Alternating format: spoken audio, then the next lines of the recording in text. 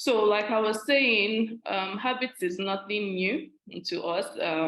So everyone struggles in one way or the other. I'm currently struggling, right? So I'm sure that's why a number of us have signed up. So quite a number of people signed up, right, for this particular session. And inshallah, I pray that it's truly beneficial for us. So I think one common thing that has brought us all here is the fact that we are trying to do better. We are trying to better humans, right? Better moms, better sisters, wives, spouses, whatever the case in our various roles, we're trying to do better. And we understand that, and we understand that habits play a very crucial role in everything that we do. So it's like the building block of everything that we do on a daily basis. So we can't underestimate the power of habits in our lives. There are various books, and this webinar, this session actually started off as I was sharing about how the book Atomic Habits by James Clear literally changed my life in 2020. So I am known to be quite scattered, right? And I just felt like at that point I was living very haphazardly, basically. And this book, when I read it, it came at a point in my life where it kind of changed the way I did things, right? So to anyone that I always speak to, I'm always like, you guys need to read Atomic Habits and all that. So I decided to do like a giveaway post, and I had people say that they had to read the book, review it, and share their lessons as the criteria to win the giveaway. So that's how this literally started, basically. So I mean, it's over 1 year. We should have done this about maybe not a year, like 9 months ago, thereabout. But here we are. Finally, we are here, and I'm hoping that this session will be beneficial. So I did not bring an expert speaker. I just brought three amazing, ladies just like you and I, who have, read the book Atomic Habits, who are also going to try to share from their own experience. And I'm also opening this up as a discussion to every single one of us, because I know this is a common struggle. And I think we can all learn from each other. So I don't want you to see anyone as maybe someone that is above you or someone that has everything all figured out. That's not the case here. And I don't want us to have that assumption. So basically, it's just women, sisters to sisters, trying to share and do better, and whatever knowledge they've learned, and maybe from their own individual experiences as well, they share. So what I have done basically is, if when during your sign up, I asked people questions if they had any particular struggles. So what I've done is kind of collate all those questions, all those struggles that people have mentioned, and I have curated them into questions that I will be asking today, right? So my three speakers would be taking those questions. They'll be answering those questions on our behalf, because we've all, contributed to that pool of questions in one way or the other.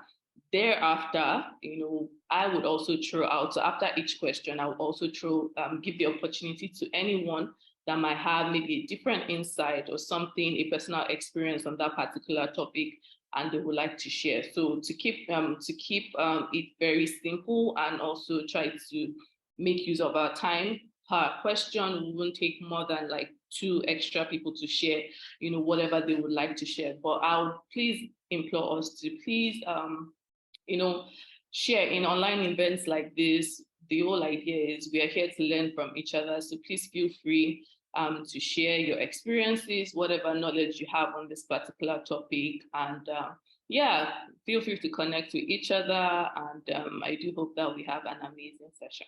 So for my speakers, I have Sis Hadiza Sani. She's here. Alhamdulillah, it's good to have you here, sis. And I also have Raima Ali, who is also here.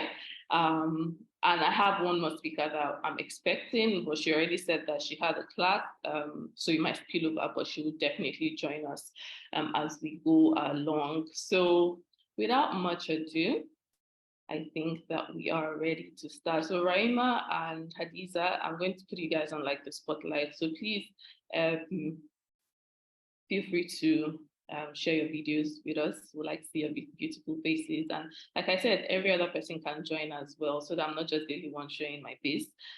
But yeah, we'll get right into the session. Yeah. Alrighty. Okay, good to see you, Raima. Are you here? Good to see you.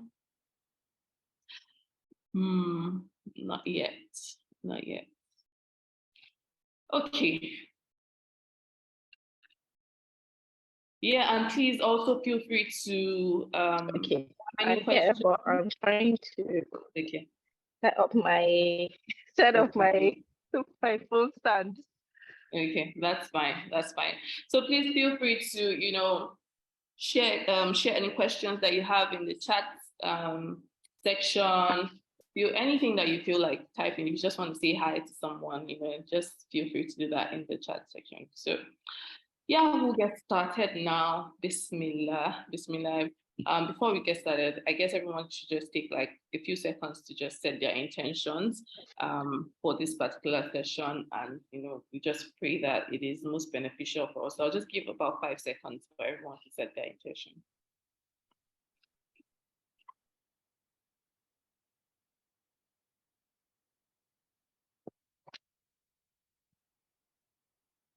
All right. Alhamdulillah. So it's good to see you, Raima. Good to see you. Thank you for joining, and thank you. I mean, this session has been a long time coming, so alhamdulillah. And it's good to see everyone that joined. Sis Fatima, Gania. It's good to have everyone here. Thank you. All right. So, sisters, are you guys ready for me? Are you ready for me? It feels so good to be on this side. Like, I'm not the one answering the questions. I'm not the one, it just feels good to be here on this side. So, alrighty. All right. If everyone is ready, please can you give a thumbs up? Are we all here? Please give a thumbs up so that we can get started. I can see Sister Rema is really excited. Yeah, I know. No.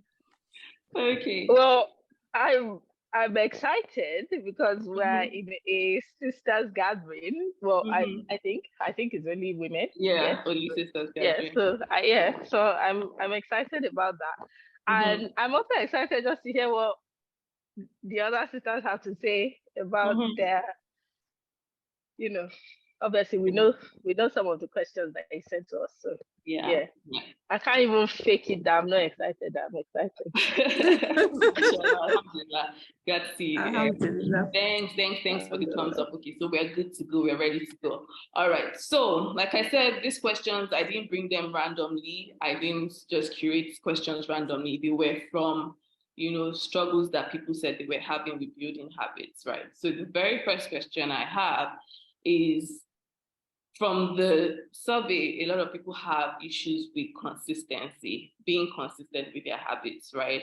Especially when life gets busy. So we are moms, we are, we are students, we are employees, we are employers, and we do a lot of things. We are juggling a lot of things, right? So the question is, how can we stay consistent with our habits? So we all know the habits, we know all those things, so, have a morning routine, exercise, all these things, we know them, we know what we should be doing. But the question is, how do we stay consistent with those habits? You have, both from the book and from your own personal experiences, right? Can you share practical tips for building habits that are sustainable and that we can also stick to in a consistent manner? Who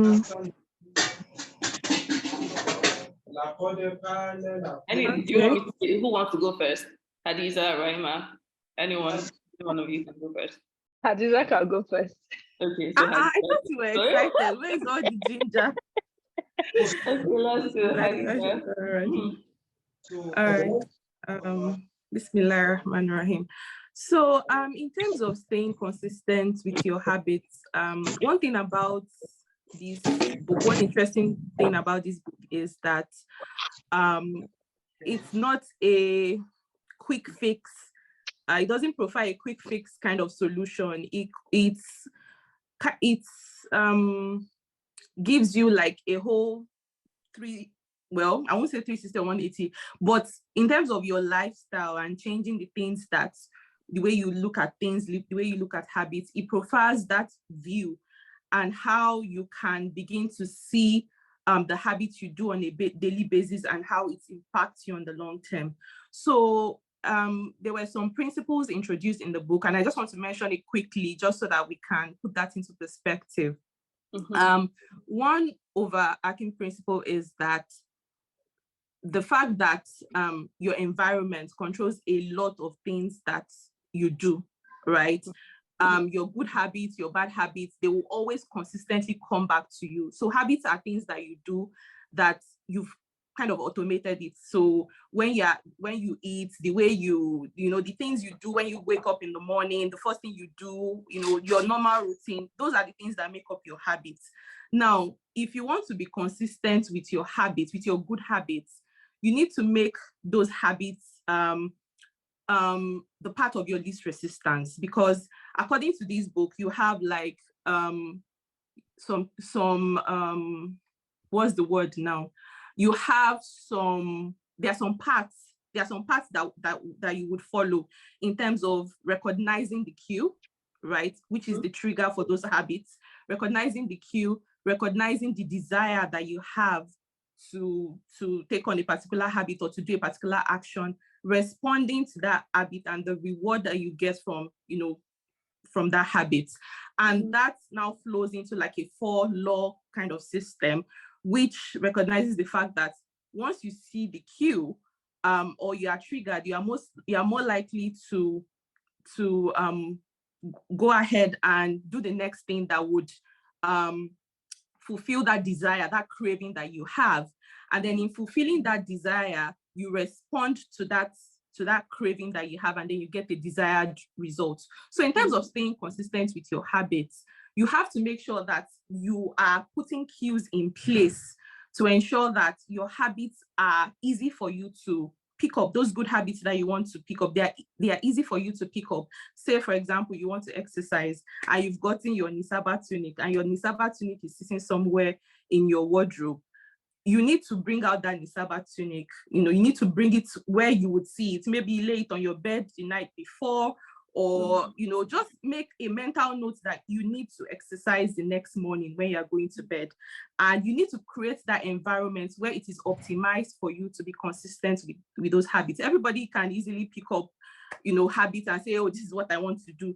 But if you don't create that environment where you are constantly being triggered to take on those good habits or to repeat those good habits, then you are still going to like fall off that. Yeah. So I think for me, what the takeaway from all of this is that if you want to be consistent with your habits, you need to set that environment.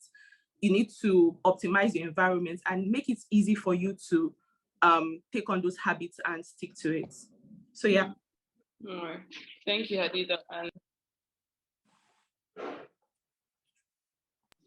I think for me, I can relate to this because there was a time I wanted to recite the Quran in the night consistently. And what I did was I didn't have a bedside, should I say a table now, right? And what I did is I had to put one beside my bedside so that I could easily just put my Quran on it and I could just reach out for it. And that kind of helped me a lot. It doesn't mean I didn't fall by the wayside, by the way, but yeah, that helped me for a good number of times. So I do believe in the environment cue.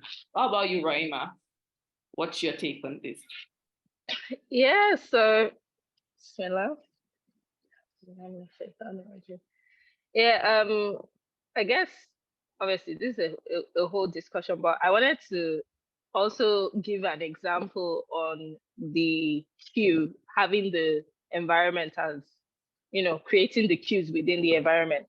And for me personally, one of the habits that I really, really wanted to start doing was praying my Salah at its earliest time. Now, like you said, doesn't mean that, I don't sometimes not pray it at its earliest time. But I realized that the picturesque social media idea of like having, well, I say social media idea because that's really where I see it primarily, having this prayer spot in your home, where when it's time to pray, you go there and it's serene and everything. And yes, that is nice. If it works for you, if that's the kind of environment that works for you in your own personal life, then that's fantastic. But for me, what I realized was my life, I'm a stay-at-home, home educating mom. Every day is dynamic, So for me, what I actually have is I have a hijab, I think, in every room or almost every room in the house. And it means that whenever it is time to pray, like as soon as I'm aware that it's time to pray, I know within myself that this prayer does not need to take more than 5 to 10 minutes. Everything all together will do everything. So I try not to overthink it. It's like it's time to pray. Boom, let's go do we do. Put on the hijab, pray.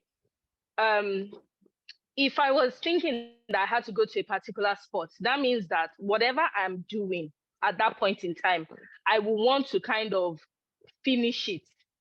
If you get what I mean, like I want to finish it so that I can then be like, oh, okay, I finished cooking, or I finished doing this, or I finished doing that. I've even prayed in front of my gas cooker. Not because not because anything was on the cooker, but because I have a very small kitchen lobby area.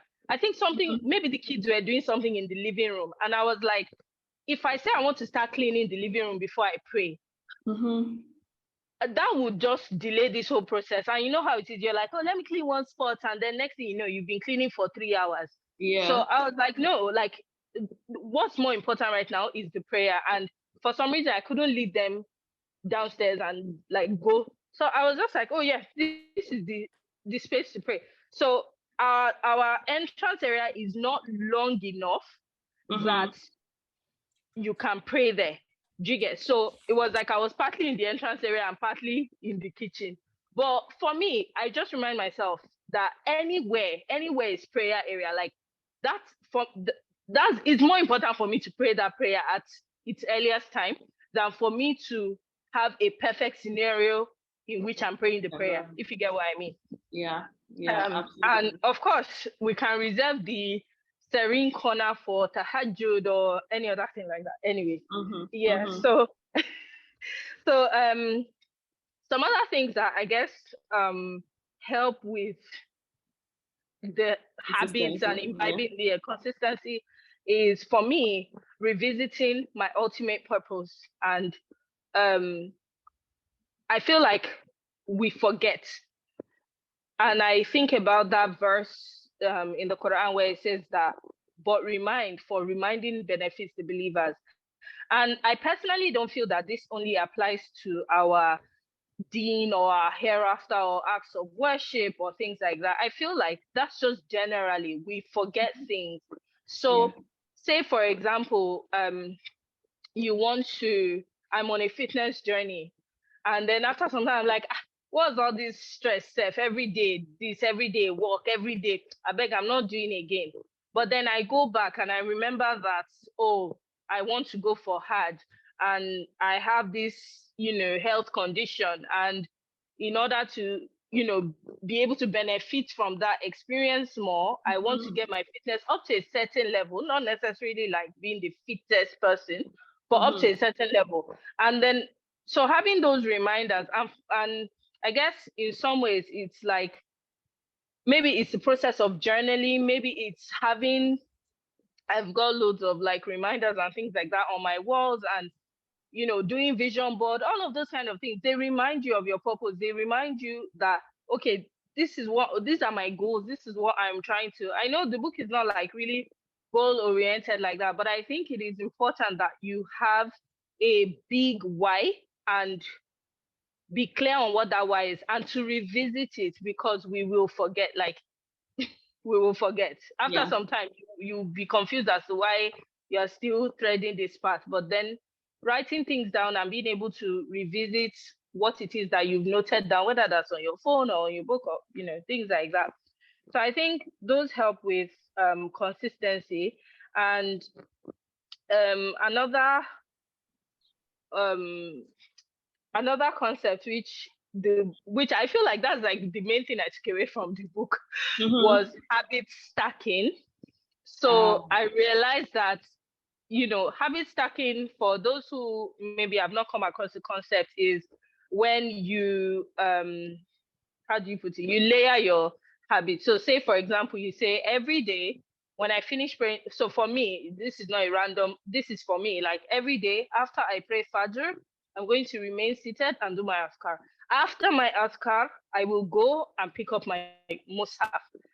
After the Mus'haf, I will put it down, put on my shoes, and I'll go for a walk. So it becomes this like automatic. I don't know how to put it. Yeah, because I've stacked those habits onto each other. And the downside about that habit stacking is that if one of them, if one of them shifts, if one of them shifts, it affects the others. But self-awareness is very, very important in this journey, and being aware of why you're doing something, how it impacts you, what's going on with you. And of course, there's nothing is set in stone. If you decide on a pattern of habits and you see that it's not working, switch it up. Drop it and drop it and find something. Just continue iterating until you find something that works for you.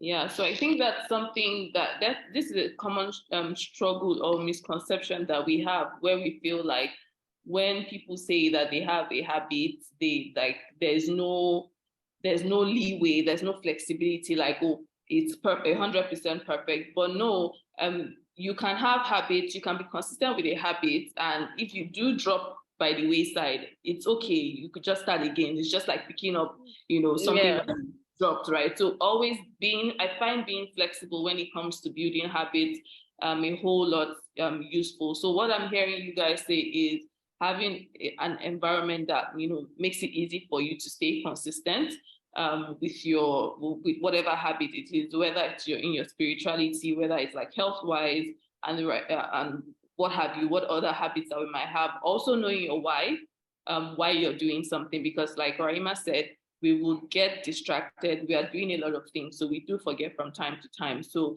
maybe having something written, having cues here and there that kind of remind you of why you're doing something. So I think something else I'd like to mention when it comes to consistency is, as human beings, we are quite short-sighted, right? We like immediate gratification. So yes, sometimes, especially when it comes to like our deen, our spirituality, we try to say, thinking about hereafter and all that. But if we are being honest, right, it takes some level of, like, you would have gotten to a certain level for that to be, very, very like in your face. So most times we are looking for that next instant gratification that you want to have. So I would say that when you want to stay consistent, you can look for, amongst a myriad of reasons for why you are doing a particular habit, look for one that kind of, you can see that immediate gratification, that thing that, you're looking forward to, like that would not maybe be a lifetime thing yet. It could just be maybe in the next 1 week, 2 weeks, this is the benefit I'm going to get for this thing. And it can give you that energy or sustain you with that momentum that you need to keep doing it regularly. Right, so thanks for sharing that, ladies. So the second question that I have, and please, if you have any contributions to this, please just, raise your what they call it, the palm, right, with the sign, and we'll be sure to like let you speak and all that. Yeah, yes, it's Fatima. Yes, revising our why is a very good one. It's quite key, and it's critical for everything that we want to do. Knowing why you're doing something, that will keep you steadfast, basically. Okay, so the second question I have is, a lot of us admit to the fact that we have various roles, we do different things. So I personally, I'm an employee, I'm an employer, I'm a mom, I'm a wife, I'm a sister, different things like to a lot of people, right? So the question is, how can I, within all these my roles, how can I manage to incorporate habits into my daily routine even when I have a lot of things on my plate. Like, I know that these particular habits, they're really beneficial for me, but I'm just like, I'm doing so many things. How can I, successfully incorporate habits into my daily routine? Okay. I'll take that, right? Yeah, anyone. Okay, so I can really relate with this because I have a baby. I work in consulting, and then you have multiple roles and all of that. One thing that worked for me when I try to imbibe a new habit is what Sister Raima referred to the other time, habit stacking, which is already recognizing what you already have in your routine. As Muslims, our 5 daily prayers is a given. And knowing that, having those like as standard, like the baseline, you can kind of structure your, additional activities. So things like maybe when I'm in the office and I need to quickly pray and stand up, sometimes I might miss my askar after Salah, but I made it a point of call to say, okay, or even reading my Quran in the morning, trying to beat the traffic and all of that. Okay, I think this. So trying to beat traffic and all. So I kind of structure my activities around Salah. Okay, when I pray my morning Salah, my Fajr, I would read 1 page of the Quran at least. And I make those habits as easy as possible. And like I said, you need to make your good habits the part of least resistance, because one of the things that make it easy for us to fall into bad habits is that we don't even really need much effort. You can just sit down on your phone and be scrolling and all that. And when you're busy, it's easy for you to say, oh, I'm busy, I don't have time for this, I don't have time for that. If you can take 10 minutes to observe your Salah, you can take additional 2 minutes to do the Azkar. Another thing is that, Allah has made it so easy for us. Like, I feel like we have some cheat codes and all of that. Recently, I've not known this for a long time, but recently I discovered that even your Azkar that you say after your Salah, you can actually do an abridged version, right? Which makes it easy for you. And so if you want to introduce a new habit, in order not to make it overwhelming, especially if you're like a busy mom and all of that, it's better to start with very simple things. There's this 2 minutes rule that was mentioned in the book. Start with a habit that will take you no more than 2 minutes to complete, such that you are not feeling like you are doing something really overwhelming. And then once you consistently build on that habit, and once you consistently do that, it comes to you naturally. Again, the main focus of this book is building small habits. And as Muslims, one of the things that I really like, one of the things I was able to resonate with is this hadith where the Prophet Sallallahu Alaihi Wasallam said that Allah loves small, consistent actions. That, the actions that we do so consistently, Allah loves it. Even if those actions are really small. So if there's so much emphasis placed on consistency, regardless of how big it is, for me, the way I approach it is that I just do something. Like, I do a little. It's not like all or nothing. I just keep on pushing and keep on trying to see how I can add that almost negligible effort into what I already do. So with that, it's easy for me to, because I know I have to pray, it's easy for me to get my Azkar in. Another thing I do is that I also employ this technique of temptation bundling, because regardless of how busy we are, we still have those areas in which those things that we do for comfort that we know that we just do. And so before you do those things, you really need to do something that will bring benefits to you. You can tie that thing that you really love doing, you can tie it to what you need to do. So say, for example, you want to, I'm looking for an example here, really, but something that is just like, is not bringing much benefit to you, but you just love to do it. So maybe for example, I want, so Sis Fatima says she wants to watch a movie, or maybe for example, I want to gist with my friends, basically, yeah. But I have so many things going on at the same time. But I also know that it's a time I can do that while I'm on a walk. So the work is not like the most favorable thing for me, but since I know that I want to gist with my friends during my work, then that can help me. So I'll be like, I will gist with my friends when I am taking my walk. So, exactly. Something like that. Yeah, so just tying that thing, that you do, that you love to do with what you need to do can help you to manage that time. And I remember going for this workshop where we talked about pockets of time. There are so many times that you have like those things slipping through, wasting time and all of that. It will be like, you'll be amazed when you take account of your time and you realize how much time we let to waste. And something interesting where I work in consulting is that every day we are supposed to like log in how many hours of work we've done in an 8-hour, work period. And then you sit down and you want to do your 8 hour and you realize that you can't even account for your time and you're all so busy throughout the day. So I believe that we prioritize what is most important to us. And as Muslims, since we cannot even do without solar, we can't do without, those basic things, it's easier to structure those new habits around things like solar, and also try to structure things like things that we love to do. I want to go and meet my friend within the same estate.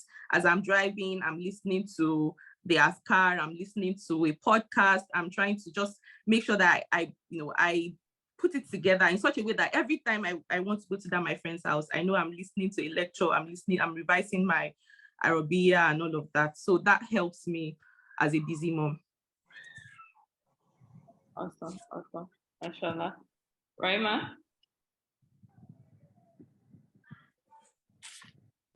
You're on mute, by the way.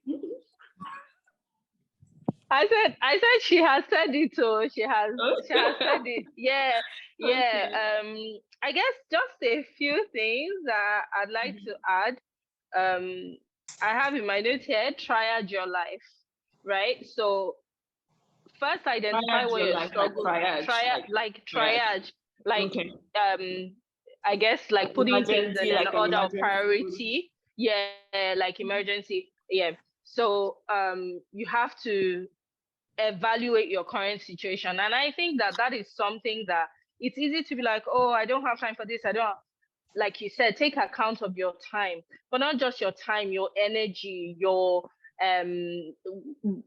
all the things that you have in terms of resources, your companions.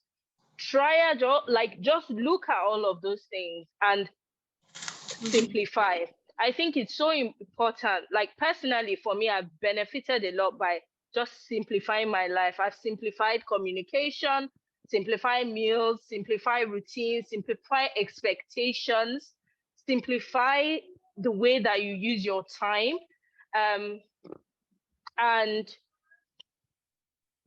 I'm coming, wait, please. Sorry. Did you hear that? Okay, there's a little person reporting another little person. Anyway. Right. Okay. Yeah. So yeah, I don't think that you can work on any aspect of personal growth in a sustainable way without evaluating where you're spending your time and your energies. Like, even if you had all the time in the world, if you're exhausting yourself in places that are not bringing quite as much benefit, it's like, I'm not saying that everything that we do is not productive. Some things are productive, but you have to ask yourself that is this the best way I can use this resource that I have?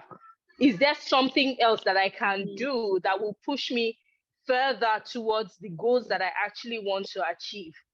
So, for example, it's very, very nice to make fresh stew to feed your family every day. But personally, I don't find that is a worthy way to use my time or my resources. So I like to meal prep. Meal prepping is a way that allows me to use my time in a better way and then be able to use the rest of my evenings and all that. Simplifying meals, even just, okay, we're cooking something, yes, but it's not taking 3 hours to prepare in any way.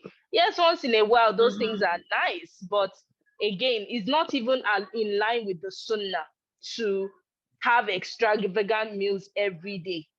Yes, you can be like, oh yeah, there's a reward for taking care of your family, and there's a reward for, doing all of these things. There is a reward, but is that the best way to use your time? Perhaps if you broke up that 3 hours into 30 or 45-minute chunks and used it for other things that will bring even more benefit to our lives. So personally, I've been going through this constant reevaluation of everything. Like, I'm constantly decluttering, constantly just trying to filter everything down to a simple, beneficial, way. Yeah, I think that's well, yeah, I think so. Yeah, Okay. that's it. Okay, so what I hear you guys say is, for sure you need to prioritize. And ladies, I'm sure we are all, if I ask how you feeling or whatever, I'm so busy, I'm overwhelmed, I'm this, I'm that. And that's almost like a default now for most people. So you definitely want to prioritize. And how can you prioritize is by what Sis Raima said, by triaging and really troubleshooting your life, your day-to-day, your time, how are you using it? Then you can think about what are your goals, what's important to you. And we also have to remember this concept of seasons, right? In different seasons of our lives, different things take more precedence than others, right? So you need to understand that, okay, in this season of my life, I'm currently pregnant, this or I'm that. Perhaps I need to drop this so that I can really, taking this experience. And what you might need to do, the habit you might need to take on during your pregnancy might be different from what you have to do outside. So just understanding your season. Okay, I just gave birth, I just did that. Maybe that shouldn't be the time that you want to start doing high intensity exercises. Maybe that isn't the time that you want to maybe volunteer, like physically, you're going out to go and do something. Yes, it's a good habit that you might want to take on, but that's not the time for it. So you really need to understand the season that you're in. Think about how many hours in the day that you want to give that particular, habits that you're trying to build, and even see if it fits in at all during that season in your life. Prioritize it, then try to work on it gradually. Simplify. And also in that stage, like on my phone, the first thing that for my wallpaper is simplify. Like I just put it there, like simplify your life, Sakina, because that's the only way that you can see road basically to even start building habits or even maintaining them. So it's very crucial that we prioritize what is, first of all, know what is important to you as an individual per season, prioritize it, think about your time, then find pockets of time to kind of put it in there, and just know that you don't have to do everything at the same time. So give yourself grace and do what you can do part time. All right, and just be very realistic with yourself. I wanted to add something just in terms of like at least my experience, and I think from a lot of women that I've spoken to, is that I feel like social expectations is one of the heaviest burdens that we carry. And it's part of what really usurps our time. So things like being expected to maybe call people on a particular frequency, or just having constant long chats and everything. And personally, I found that I had to kind of balance and evaluate, like, okay, the social expectations versus my real goals. And maybe I even went the other way, because I definitely was slacking in terms of maintaining ties of kinship and everything. And I'm trying to work on coming back from that and everything. But I was having a conversation with one of my friends just some days ago, and I told her, I said, see, if you want to check in on your friends, you want to have, say hi to your friends and things like that, you can cut down the frequency. Like, you don't have to talk to every friend every day or every other day, or things like that. But then we can also use tools like having a broadcast list. I have a friend, I think I saw her on this thing earlier. She uses Calendly. So you book a slot to have a conversation and things like that. So you can use this is the thing, like back in the day you were not constantly accessible. So this idea that, oh, I called you yesterday, I called you today, it's like my time, I got to use, like, sometimes you just need the time to sit in silence. Yeah. So these things, they affect our energies and they affect our ability to commit to the habits that are in line with our actual goals. Yeah. It's all so like spend too much time on doing things that might not really add to like the bottom line at the end of the day. Yeah, exactly. Distractors, they take us away from actually building the habits or doing the habits that would benefit us in the long term. So cutting out distractions is definitely for sure one thing that we should do when we are trying to ensure that we stick to habits. Neighbor. Okay, so I'm just going to mute. Sorry, I think I just muted Hadiza. All right, cool. So thank you for sharing that, sis.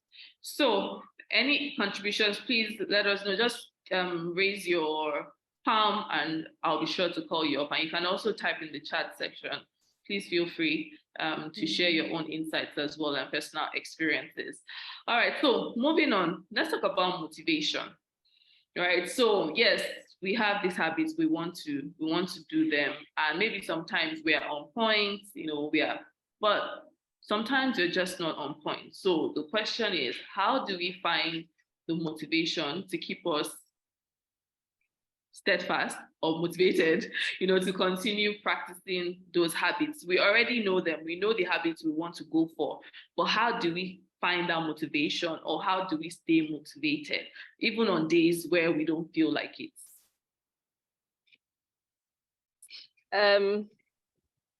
By focusing on processes, not outcomes, and by accepting the reality that you will not always be psyched up about the habit you're about to do, right?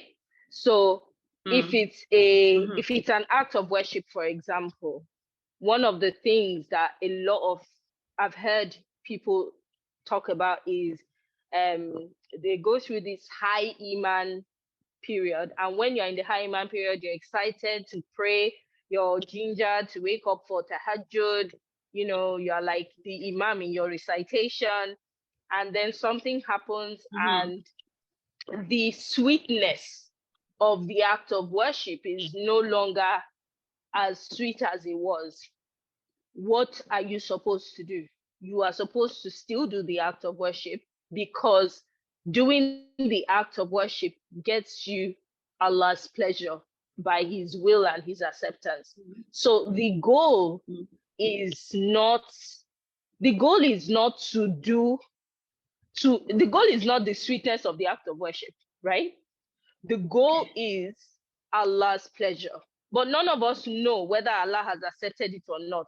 So we can't focus on the outcome of this act of worship.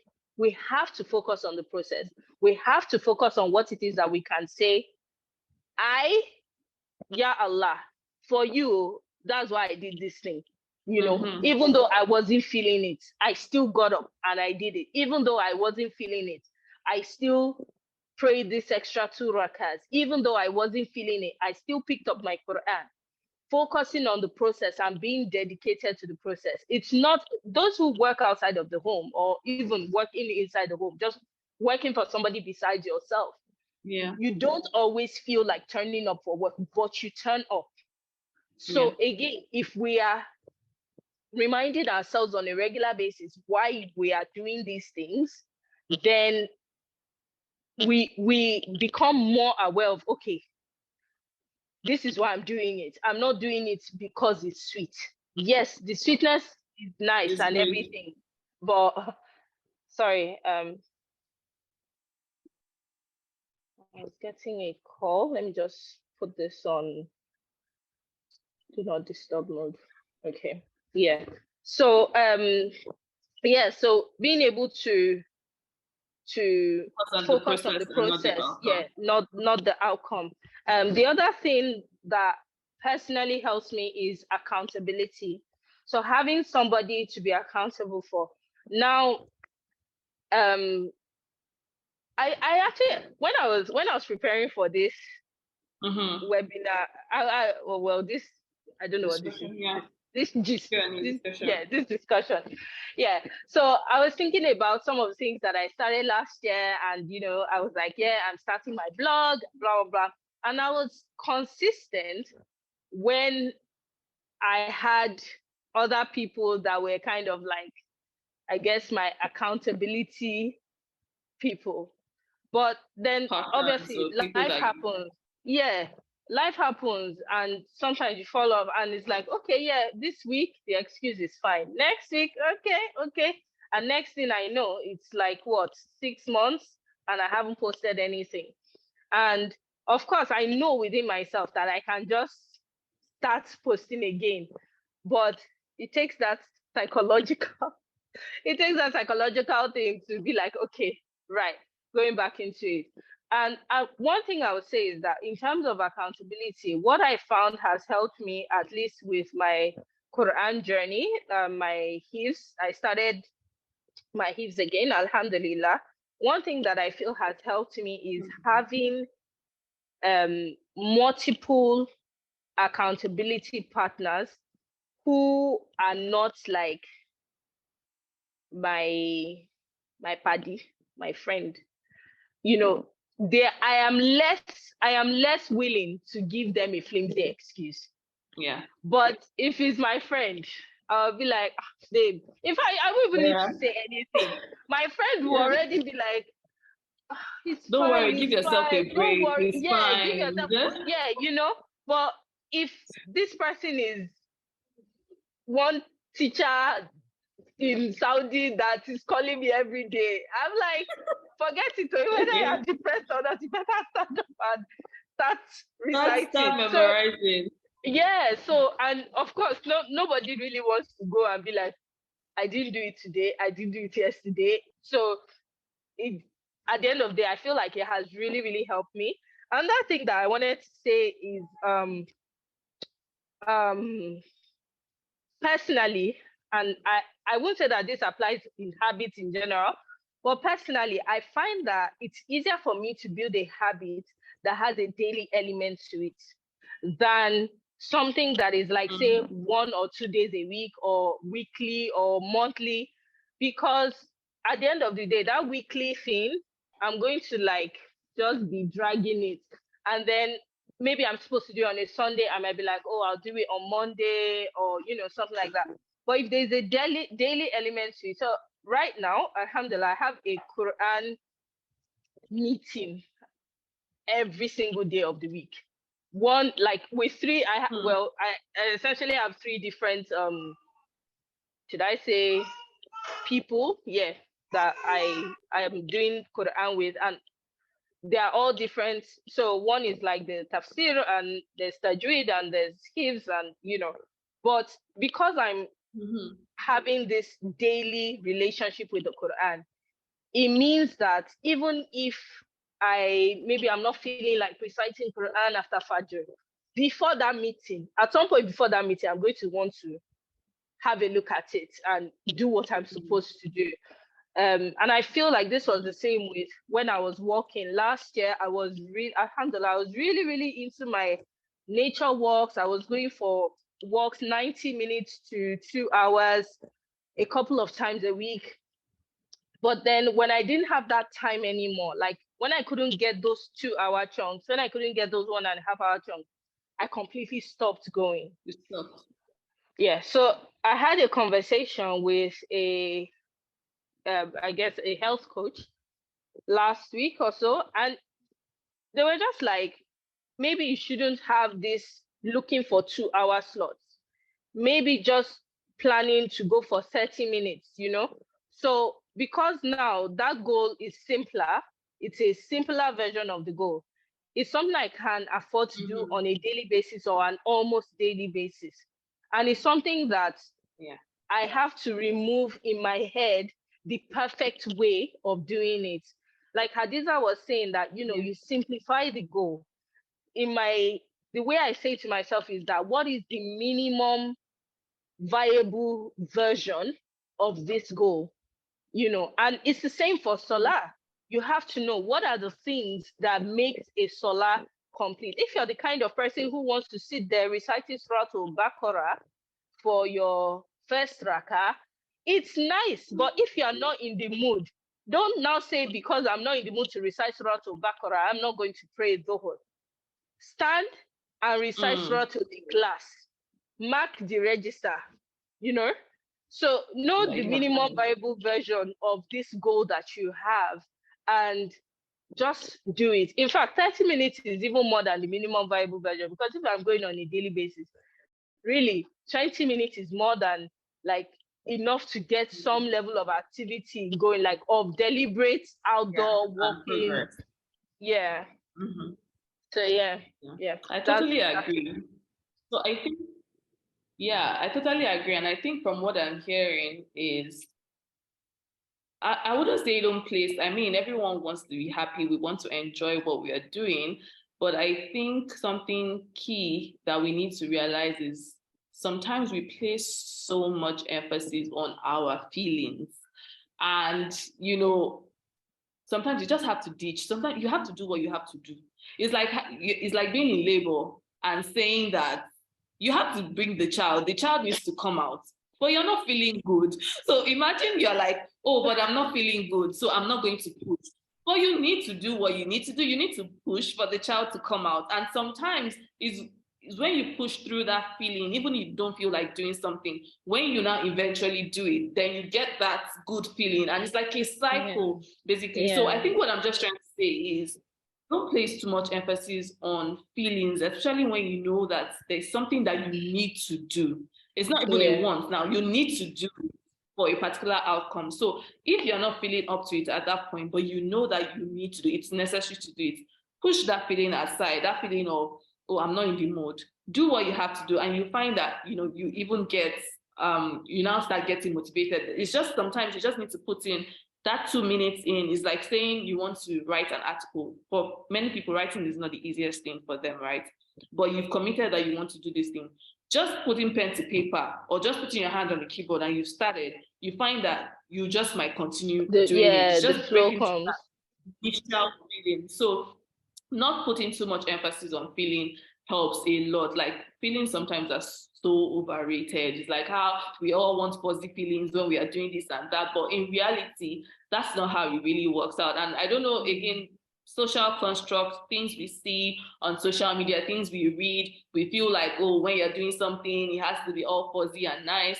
But that's not necessarily the case. Sometimes it just doesn't work that way. So you just have to push through. And a tip that has helped me with this particular issue is I read this 5-second rule by Mel Robbins, and her point was, if you need to do something and you are not feeling like it, just count from 5 to 1, like count backwards, 5, 4, 3, 2, 1, and move.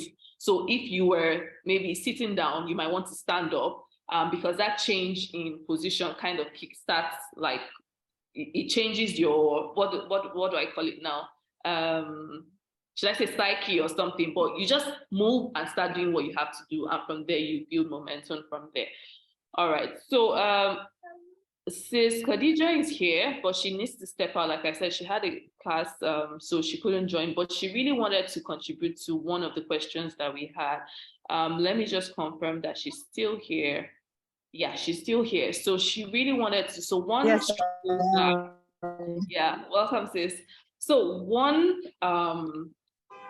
one thing that came up as part of the struggles was that, people said, a couple of people said they're struggling with tahajjud, right? And, the question I had was, what practical tips can you share on how we can wake up for tahajjud consistently, despite the challenges of like sleepiness or a busy schedule? Because believe it or not, this is a struggle that a lot of us are facing. Even I am currently facing that struggle right now. So, sis, if you could just quickly share, because she really wanted to share on that before she steps out. So please feel free to share on that. Okay, so like one thing that has like really helped me to be consistent with, alhamdulillah, that has really helped me to be consistent with my tahajjud is, number one is dua. I consistently make dua and beg Allah, beseech him that he should make it easy for me to always wake up to pray. And I can say for like a lot of years, let's say like a year or a lot of years, I've just been consistent with just praying two, two, two, two, two, two, two. Like the basic for me is two. Yeah. Two, two, two. I'm feeling okay. I'm feeling tired. I just pray two. Then one of the things that I've seen over time is for every time I sleep, take for example now, if I say, okay, I want to wake up for like 3 a.m. to pray, one thing I've seen that has really helped me to like keep to that time is the adhkar I do before sleeping. On days that I fall asleep before doing my adhkar before sleeping, I might actually wake up maybe like 4, or I don't wake up at all for tahajjud. And another thing that has also helped is this word has escaped me. Okay, I've said one of the things that has helped me is my adhkar that I do before sleeping is very important. Even on days that I don't do it, the adhkar I do for asri, I still feel the effects. Yes, I might not wake up for that 3 a.m. I might eventually wake up at 4 a.m., but I would still wake up and pray my tahajjud. You get, so dua, and for every time I'm able to pray it, there's an hadith no, it's not an hadith, it's a Quran ayah where Allah says that if you are thankful, I will give you more. So for every time I'm able to wake up to pray tahajjud, I'm always just saying alhamdulillah, alhamdulillah. And those are like the key things for me that has helped me to maintain always waking up for tahajjud. And one of the things that I see that, okay, on days that I don't wake up, that has affected is maybe a particular sin I committed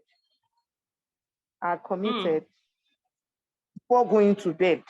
And maybe I just said, maybe I was just angry. Do you get, like, not necessarily making a conscious effort to istighfar. I will just find out that I do not wake up. And maybe if I say for like 3-4, I see that Allah does not wake me up for tahajjud, I know I have done something to. Yeah. Jazakallah khairan. Thank you. I don't know if she's muted. Okay. I think she's gone off. Hadiza, do you want to share anything on this particular point? Yeah, so just a caveat. I'm not a tahajjud champion, but one thing that is so relatable for me as an individual, like personal experience, is that anytime I take a step, like I make that first step towards, ibadah, maybe signing up for a class or doing my azkar before I sleep, I realize that there's like a multiplier effect. So the things that I want to do that I struggle with, I find it easier for me to achieve those things. And it reminds me of this hadith where Allah says, I am as my servant thinks of me, and goes on to say that if my servant takes a step, walks to me, I go to him at speed and all of that. So taking that first initial step makes it easy to achieve, to imbibe those habits. And taking, for example, when I wanted to renew my Hifz journey, I was like, oh, I can, read my Quran by myself. I can listen and all of that. But one thing I did was to signing up for a Hifz class, knowing that, just taking that first step kind of just had like that multiplier effect for me in terms of my relationship with the Quran, because I know that I have a class on a certain day, I need to practice, do my muraja, and then it just affected, the whole relationship with the Quran. So it is so relatable that when you take some simple steps, Allah makes it easy, it facilitates, those good habits that you're trying to do. It facilitates it for you and makes it easy for you to achieve them. So yeah. Yeah, that would be easy for us. Rama, do you have any tips on Tahajjud? Sorry, one more thing I wanted to say is, okay, so as a nursing mom, I find it very difficult to wake up like extra after the all sleepless nights. So one thing I do before I sleep, and I started this last Ramadan, because before I would struggle, I'll say I'll wake up. But this last Ramadan, knowing that season I am in life, that, I'm a nursing mom and I'm sleep deprived. So after every Isha, I pray my witr. I pray 2 Nawafil, and then I pray my witr with the intention that I am performing, Tahajjud. And that really helps me. So when I wake up in the morning, I'm not feeling like, oh, I just didn't do anything. So if you're in that position where you think that it's almost impractical for you at this point in time, get your witr in before you sleep at night, even though the most beneficial period is in the later part of the night, but at least doing something is better than not doing anything at all. Yeah, Allah is most merciful. He, is the effort, yeah. Grandma? Allahumma barik. That was the they've said everything that they said. Yeah, that's all.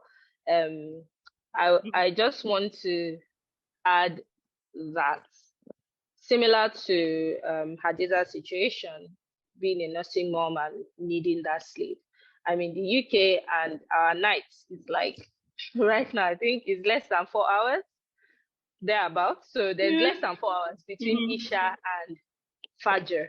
And initially I was like, oh, I'll go to sleep right after Isha and I'll wake up. But here's what I realized. Sometimes, even when I go to sleep right after Isha, and maybe it is the effect of sin, because I also believe that sometimes I don't know if it's sin or if it's just I'm just way too exhausted. I'll just open my eye and see 3.00. That means Fajr has come in. So I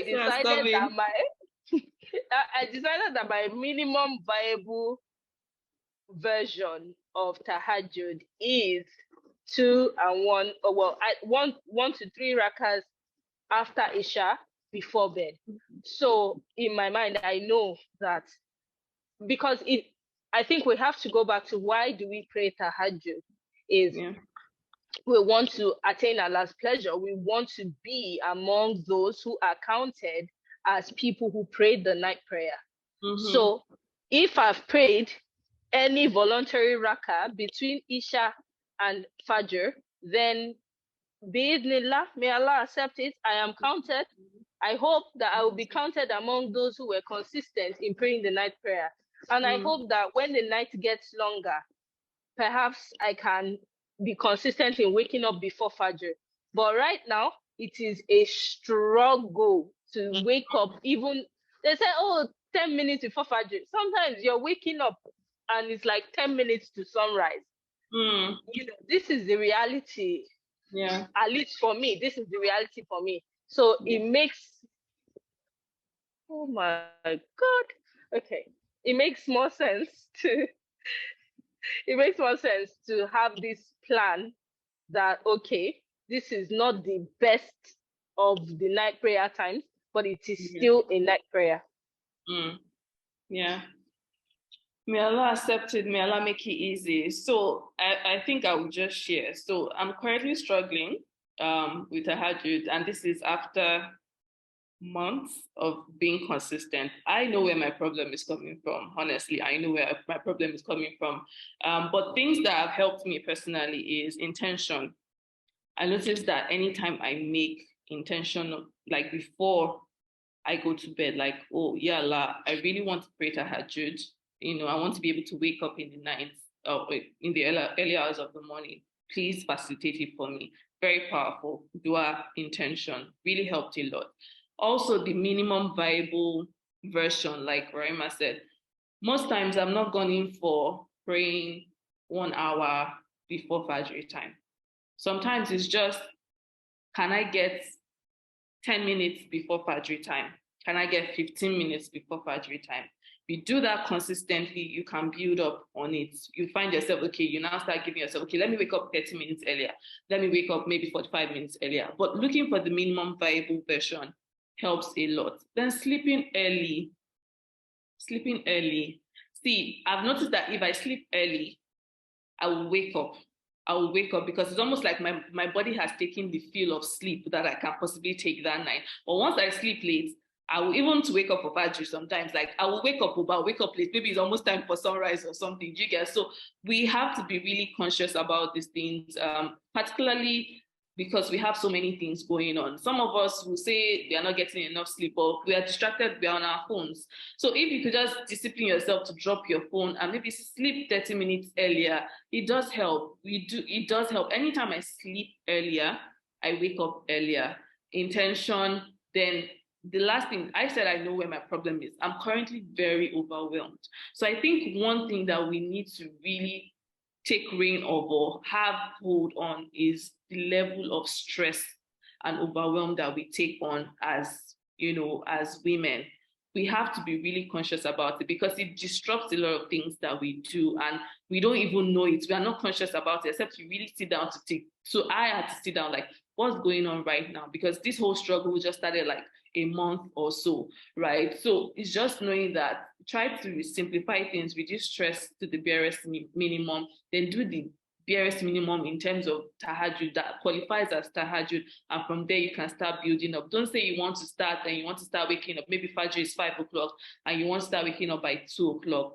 The chances are you might not be able to get that. But if you say, okay, Fajr time is 5 o'clock and you want to wake up 15 minutes before and just do your, that's fine. Then from there you start building up. And trust me, you will be motivated to want to build up on that because honestly, praying tahajjud during that period is like the best period, at least for me, is the best period to just pray and just connect to Allah and all that. So all those khushu and everything that we're looking for during the daytime, I find it the easiest to achieve during the night prayer. So I think just basic things that we all know, what they tell us, the sheikhs, the ustaz and the ustaz, all those things that they tell us, they really work. We just need to, put our mind to it and just, pray, make dua, because really there's nothing that we can do without Allah's help, really. So I do pray that, that helps us.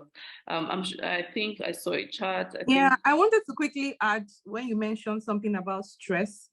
One of the things that have worked for me that I started doing recently is to do like a brain dump before I sleep. So I find it very difficult to sleep. I have so many things on my mind, and that could also affect the state in which like you just go to sleep. So just doing a brain dump and just putting everything, putting pen to paper and just doing that quick assessment of how you are feeling, the things you need to do, can also help release your, reduce the stress level and make you feel like realigned and all of that, so that you can have a better sleep and wake up for tahajjud. Yeah, alhamdulillah.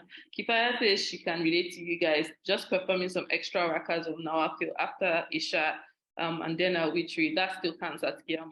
Absolutely. So it's those little things that you can do without necessarily overwhelming ourselves, and we just pray that Allah accepts it from us. All right, so thank you for your contributions.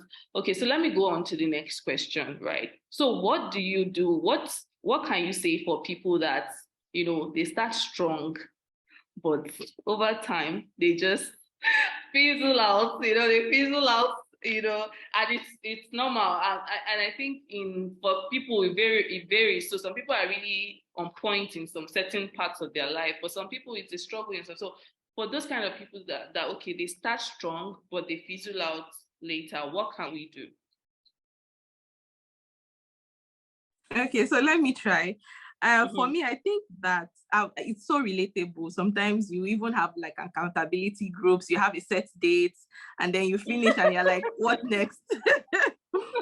So I think it's more about focusing on your identity, what like the kind of person you want to become, and adopt it like as a lifestyle rather than focusing on a goal. Because once you achieve that goal, what's going to be the next thing, right? Sometimes you don't even achieve the goal before you fall off the wagon, but you keep realigning and saying, okay, I am a Muslim. What's exactly, like, if you identify as a Muslim, you know the basic requirements, you know that you have to, your salah has to be on point, you know the kind of actions that you need to do, even in things like eating, like, you know, eating healthy. The Prophet said we can eat things halal and tayyiba, and you think of just the tradition and the things that you should imbibe as a Muslim. If you want to be a writer, you can't say, okay, I want to be a writer, and then you write today and then you don't write in another. Like, a writer is somebody that will keep writing. So every action you take is like a vote for the kind of person you want to become. And sometimes it can be, you know, it can be really, really hard. But another thing is that if you fall, try not to miss twice. Like, don't let that chain be broken. I don't know if this hadith speaks to it, but one thing I remember that I used to hear is a Muslim is not beaten the same hole twice. Like, if something happens to you, you don't say, oh, because I'm down, then okay, I'm just going to relax. It is bound to happen. Our nerves, you know, everything is a constant struggle. But if you remember that your identity, like your goal, your action is a vote for the identity that you are trying to imbibe, right? And the fact that if you fall once, it doesn't mean that you should consistently fall. Then you pick yourself up and you continue. So that's the only way I see it, because there's no way, those distractions will always come. So yeah, absolutely. And knowing that falling is part of the process, right? Exactly. Nobody has it all figured out. Even the best of, most disciplined people, they have times where they experience lapses. But what they do is they come back. They see it as part of the process. They don't beat themselves up too much. Yes, you should be, you should hold yourself accountable. You should be firm with yourself. Because now there's the other side of, yes, you have to give yourself grace. Then you just over grace. How do I put it down? Like, you like you go too much, like you give yourself too much. People, when you know that you should tell yourself like, Seki, this thing that you're doing is not making sense anymore. You need to put yourself together. So I think is knowing that even if you fall, even if it's once, twice, you miss two times in a row, go back to it and say, I'm going to start again. Like, it doesn't mean that since you've missed it twice, you should remain defeated and you're just like, oh, I can't seem to get anything to work. I'm not a consistent person, blah, blah, blah. And from there, you beat yourself out of actually going ahead with the habit. So, yeah. Thanks for sharing. And what you tell yourself, if you tell yourself that you are lazy and not consistent, you continue to be that way. Yeah, absolutely. The brain is powerful, right? Ma, do you have anything to share on that? We'll move on. You're muted, by the way. Sorry, I keep muting it because I don't know what surprise you might get. But yeah, no, it's very. I'm learning from what she said, and I guess one thing that has also helped is having a support system for, whatever different habits it is that we're trying to build. One example is, for me personally, I was struggling with being, I guess, a kind parent to my kids, because sometimes it just gets overwhelming. And then I joined a conscious parenting group, and sometimes it's just like the weekly chat, and when you're there and you have this conversation, you see that, okay, this is a struggle that other people are having, and we're being vulnerable with each other. And then it helped me just to become more conscious of more conscious of my behavior with the kids. And I think that has really impacted, at least reinforced some more positive habits. And it not even apart from like with the kids, just in myself, because again, thinking about the identity of who I like, what is my identity? I keep going back to, and I keep going back to the Quran and the Sunnah of the Prophet Sallallahu Alaihi Wasallam. And one dua comes to mind now, which I saw in a Ramadan journal I got from Nura Gifts, where is I don't know the exact words in the journal, but this is how I say it essentially, that may Allah beautify my character with the beautiful example of our Prophet Muhammad Sallallahu Alaihi Wasallam. And even just making that dua helps to kind of bring me back into thinking, oh, what would the Prophet Sallallahu Alaihi Wasallam do? Yes, you're upset the kids are running about the masjid, but it's better they are running about the masjid than not being in the masjid, you know?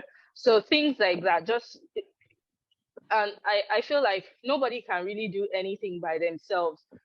You have to still tap into community in different ways, whether that is, you know, your Quran goals, your fitness goals, your relationship goals, you know, all of those different things, habits that you're trying to bring into your life to thrive. Your identity is there. Also tap into support. Yeah, so definitely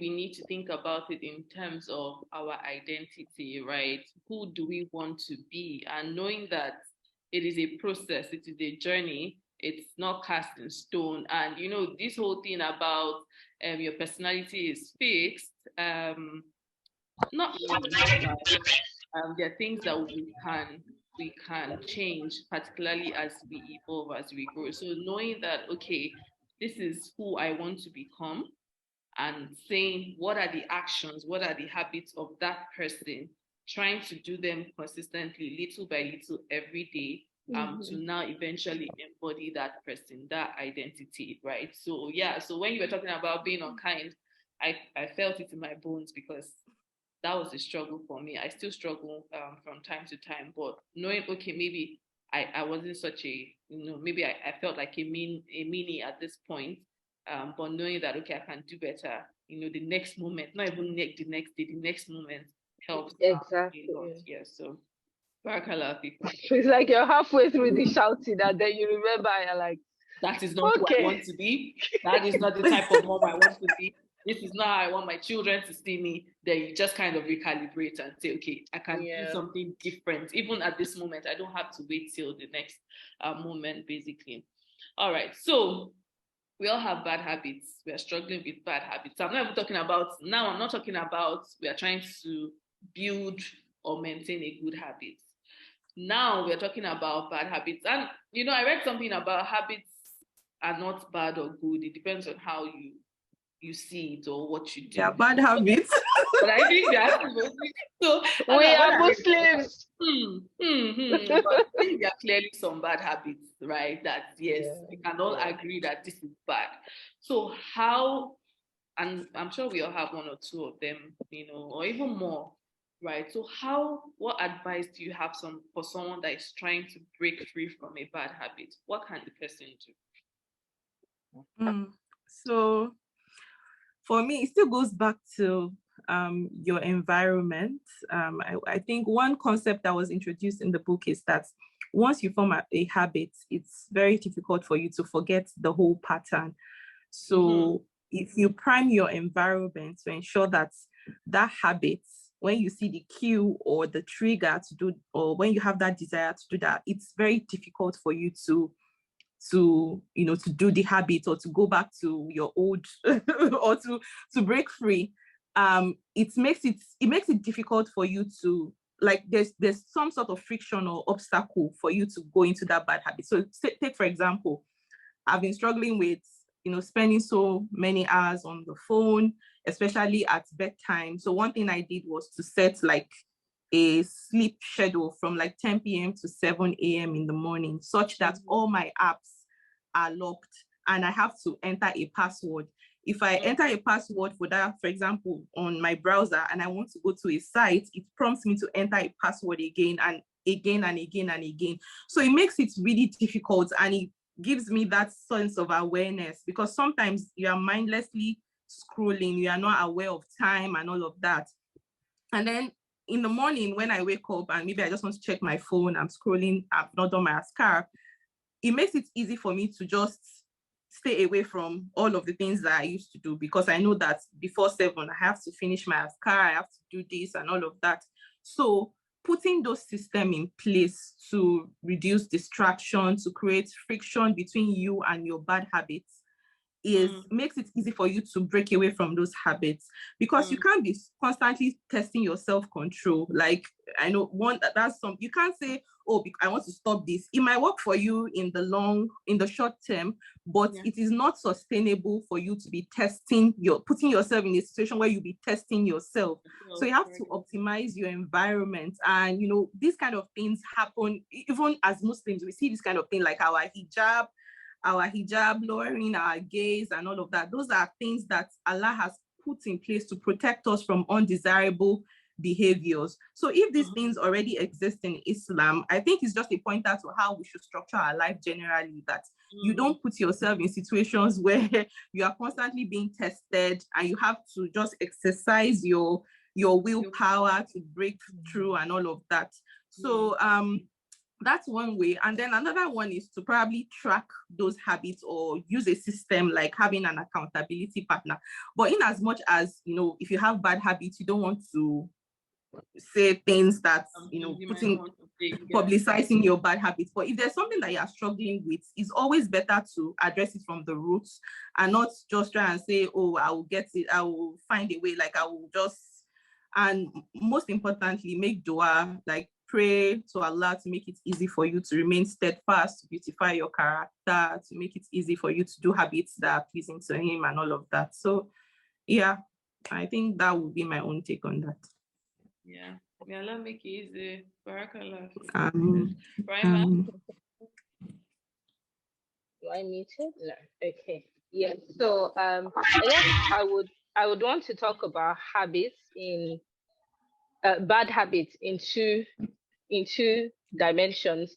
One is the sinful habits.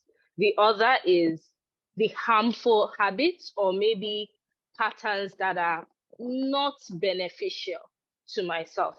When it comes to sinful habits, I believe that the first way to tackle it is to go back to seeking knowledge about who Allah is. When we become very conscious, at least personally, at least, and I think this is general advice that I have heard some of the leaders in our communities give, is you seek knowledge about who Allah is. The more you know Allah, the more you're conscious of it. Like if you just finish reading about one of the names of Allah, maybe, I don't know, Al-Latif, He's subtle, He's kind. If that bad habit is tied to maybe feeling like, oh, life is horrible and I need an outlet, and so you're going to sin, you are more conscious of Allah's presence and that Allah knows everything and that Allah can solve your problems for you without you indulging in sin and things like that. And that really, really helps me. Like, part of my, I will say, daily journaling process, because not daily, but frequent journaling processes. I've got this book, which is now in tatters, but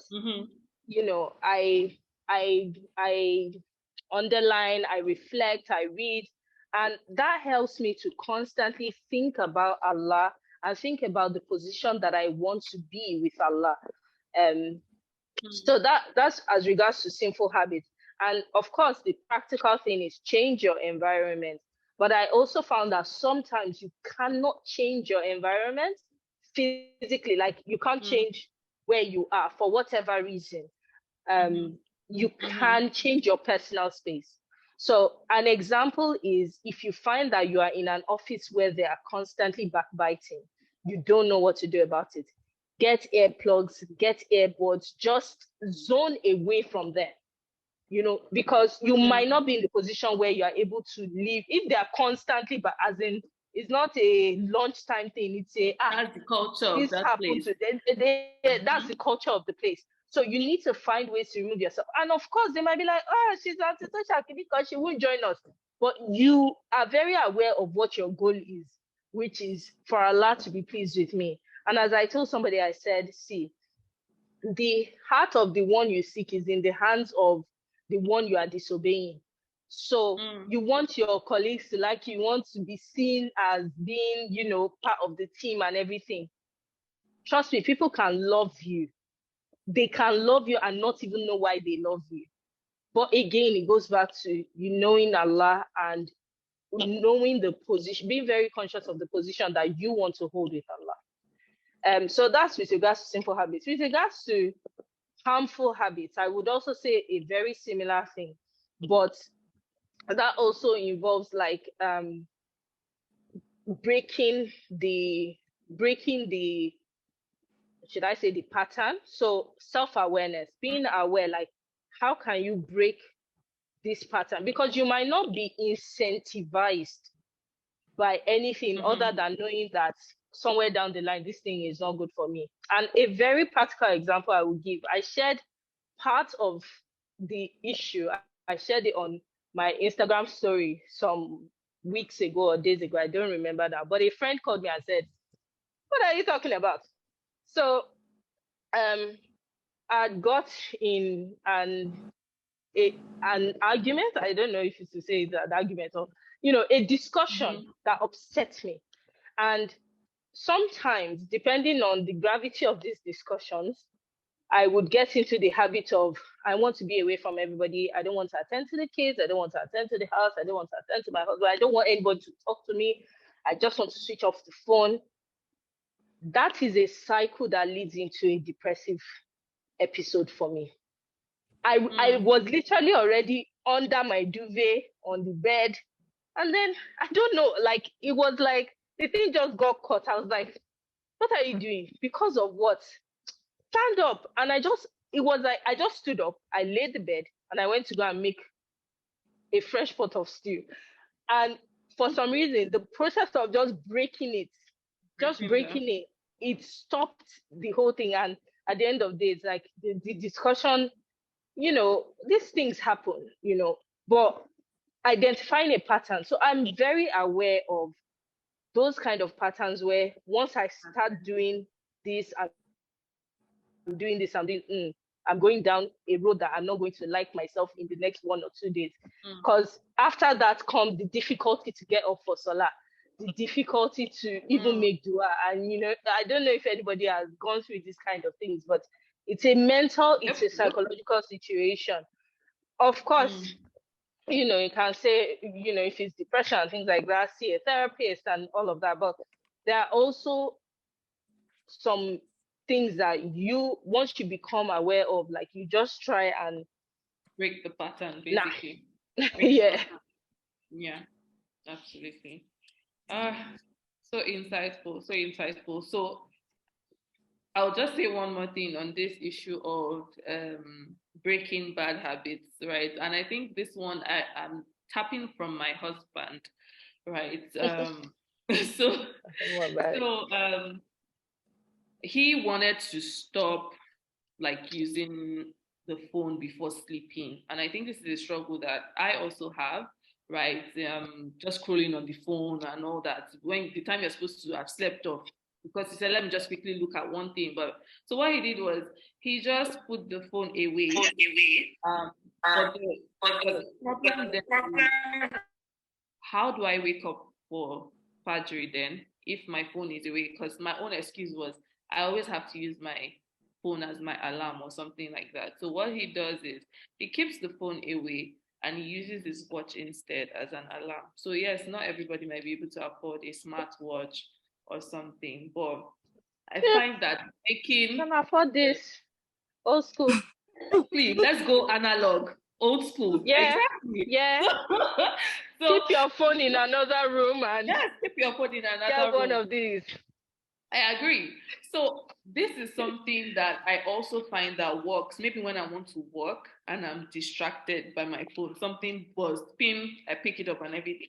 I think the thing that's worked for me the most effectively is putting the phone somewhere else, not even putting up notifications, putting the phone somewhere else works the best. So I think for me, it's just making the cue invisible as much as possible. So if there's a bad habit, maybe you know that you overeat or something, it's better for you not to even put too much on your plate in the first place than for you to put too much on your plate and now say, if once I'm full, I will stop. It doesn't really want to, take everything on. So what you want to do is try as much as possible to control it from the root, like Hadiza said, from that cue, from the root, tackle it from there, and inshallah, may Allah make it easy, and of course, make dua. Sis Nabila, do you want to join? Get down. You want to say something? Yeah. Oh my God. Sister Nabila, do you want to contribute to this? Okay, no, yeah. So, making the cue invisible, and avoidance. In this case, please, avoidance. Don't test yourself. Don't do superhero when it comes to bad habits. It's like saying you don't want to backbite, but you know that the people that you are rolling with, they are the queens and the kings of gossip and backbite. You will now say, I am the superhero. I'm the one that my faith and everything is so strong that no matter what they are saying, before you know it, like what Hadiza said, the habits are already programmed. It's like music. It's like how from childhood, maybe there are some things that you've heard, and maybe, for example, now you decide you don't want to be listening to music anymore, but you now pass the road and they're playing that song. Before you know it, your head is bopping. Because you know the lyrics, like it's somewhere stored in your brain. So as much as possible, and that's why they say, particularly for kids, the best thing for them is, if you don't want them, it's best for you to just avoid it in the first place. Don't, because it's like imprint on your brain. It's storing somewhere, and when the need arises, it will come up. So in terms of bad habits, trying to avoid the situations, the cues, the environment that trigger it would help a lot. Right. So I would like to talk about productivity and personal growth. So a lot of us are struggling with productivity. How can we be productive? So in terms of, do you have suggestions for like simple habits, maybe some simple habits that have had a profound effect or impact on productivity and like personal growth in general? Okay, so like you said in the beginning, we know most of these habits, right? So for me, I would say making sure that you plan your day ahead, saying, okay, I want to achieve this, and this. Makes it easy for you to just, follow through with your plans. Of course, life happens and all of that, but if you're just winging it, most times you won't get things done. So making use of your calendar. Alhamdulillah, Allah has blessed us with technology. So things like calendars, reminders, sticky notes, and all of that helps. Having buddies or accountability partners that you have similar goals, and then trying to make sure that you key into habits that align with the kind of person that you are, that comes to you naturally, rather than trying to figure out something. For example, maybe you like to exercise, or you like to work out, or a certain type of exercise that comes to you easily. You will find it easier to do those kind of things, rather than bringing in things that are alien to you, and you struggle to catch up and all of that. So using technologies, having set routines, having systems in place like accountability partner, and knowing your own self, like playing to your strengths, such that those things come to you easily, rather than you trying to figure things out, will make you develop like a consistent habit and consistent, so something like that. And then just also going back to your why at every time. So most times when I wake up at a particular day, I'll be like, what exactly, like, who do I want to be today? Like, what kind of personality do I want to have throughout the day? And that would help me in the kind of actions that I take on a day-to-day basis. So every day or every night, have a system in place to do some sort of evaluation, to know what exactly what exactly you are doing that serve you, and the things that you need to drop off. And that will be all. Thanks, Rima. For you? Yeah, breaking up your day with more enjoyable tasks. So I think Hadiza mentioned this before. Like, I like to make solar like pillars in my day. So I'm thinking, what am I doing between Fajr and sunrise? What am I doing from sunrise to?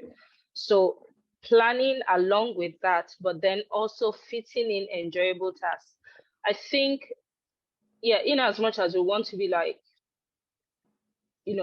like we said before, sometimes the act of worship, they're sweet, but sometimes you're not feeling the sweetness. So it can be easy to be like, oh, use your solar as a tranquil time and everything. It doesn't always work that way. But if you know that you're going to perform solar, but then maybe you have something that you enjoy fitted into those blocks of time, then it's kind of like it's helping to maintain the ginger to be productive. Like, maybe after, like, for example, one that really helps me is planning to go for a walk after my Quran recitation in the morning.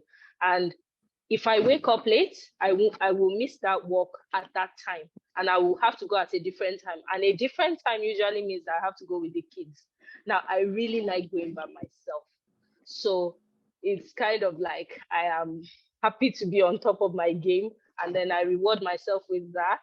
And then by the time I'm back, they are awake, and obviously I'm not leaving my kids alone in the house. There's my husband is there, their father. And sometimes just to be clear. Yeah, just to put it out there before somebody thinks that she's leaving her kids at home while she's sleeping. And sometimes, like, if we're at my parents or something, obviously somebody else is in the house. The point I'm trying to make is doing that thing that's like, for me, enjoyable just before they wake up. And then by the time I come in and all the rest of our busy days going on, I don't feel as cranky, maybe because I filled up my own cup with, the Quran and the walk and everything.